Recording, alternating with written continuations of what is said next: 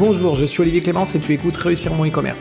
Réussir mon e-commerce, c'est un podcast qui a pour mission d'aider les nouveaux e-commerçants et ceux qui sont déjà lancés à créer une entreprise rentable et bienveillante. Parce que je suis convaincu que ce sont les entreprises, quelle que soit leur taille, qui ont le pouvoir d'améliorer le monde dans lequel nous vivons. Dans ce podcast, je te partage des conseils, des astuces, des idées et des retours d'expérience pour t'aider à développer ton entreprise de manière respectueuse et élégante. Allez, c'est parti pour un nouvel épisode. Salut, j'espère que tu vas bien. Aujourd'hui, je voudrais te parler d'Olivia. Olivia, c'est une e-commerçante que j'ai coachée et qui vend des compléments alimentaires pour sportifs. Et une phrase qu'elle me sortait, c'est « je comprends pas, j'arrive pas à vendre. Les clients, ils préfèrent toujours aller acheter chez mes concurrents qui sont carrément moins chers. Et moi, je peux pas m'aligner au prix de mes concurrents, je peux pas baisser mes prix plus que ce que je fais actuellement. » Alors moi, du coup, mon rôle de coach, c'est d'essayer de comprendre pourquoi elle a ces problèmes-là et d'essayer de l'amener vers la bonne direction. Du coup, j'ai posé plusieurs fois la question pourquoi. Pourquoi est-ce que tu peux pas baisser tes prix ? Tout simplement parce que je paye trop cher mes produits de base. Moi, je les paye trop cher et du coup, sinon, j'ai plus du tout de marge. Ok, pourquoi est-ce que tu payes tes produits trop cher ? Parce que je veux proposer des produits de qualité et du coup, c'est cher. Ok, pourquoi c'est quoi les facteurs qui font que pour toi, c'est de la qualité et qui font que du coup, c'est cher ? Et là, elle m'a listé les contraintes qu'elle avait, les choses qu'elle s'obligeait pour dire ok, ce produit est de qualité. Et il y avait une liste énorme. Les produits, il fallait qu'ils soient 100% végétal, qu'ils soient issus de l'agriculture biologique, qu'il n'y ait pas d'OGM, qu'il n'y ait pas de colorants, qu'il n'y ait pas d'additifs, qu'ils soient respectueux de la planète, qu'ils soient issus de l'agriculture durable aussi, que les personnes qui cultivent ça aient un salaire correct, etc.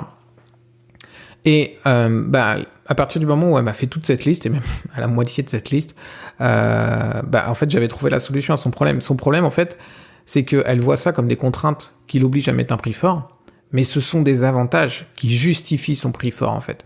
Et faire ce switch, c'est comprendre que du coup, notre objectif n'est pas de nous aligner au prix des concurrents, mais que notre prix, il est juste. Mais simplement, on doit le faire comprendre et on doit le justifier auprès des utilisateurs pour qu'ils ne nous comparent plus aux concurrents qui, eux, proposent des produits qui sont mauvais ou du moins de beaucoup moins bonne qualité que ce que propose Olivia. Et derrière, une fois qu'ils ont compris ça, le prix n'est plus un problème.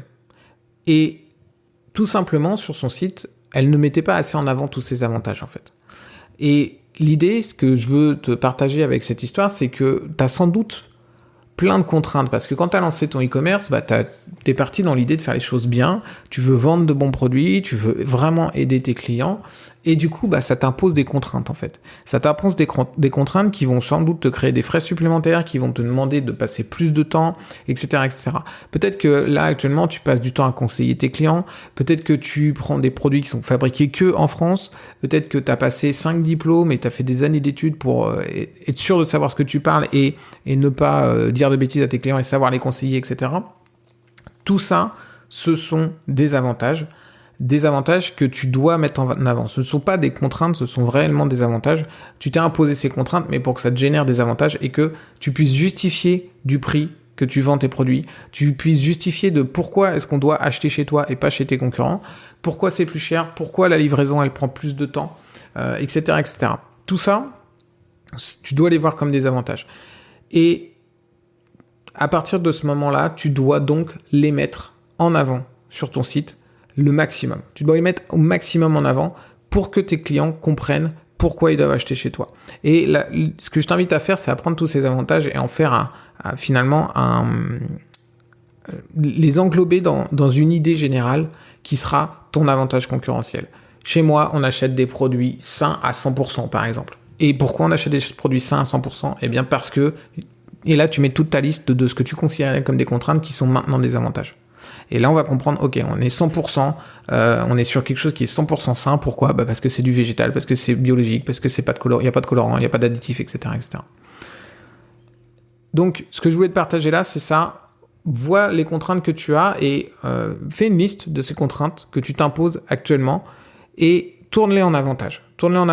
Et ensuite, tu mets tout ça sur ton site de manière super visible pour que ton client, ton utilisateur comprenne tout de suite, ok, ici, l'e-commerçant, il fait attention, le vendeur, il est là pour m'aider vraiment et il s'est mis plein de contraintes, mais ces contraintes, c'est des avantages pour moi.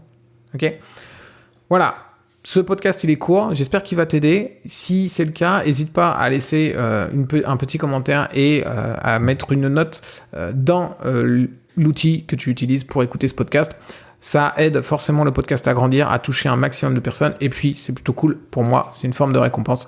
Je te remercie d'avance. Allez, ciao et à demain.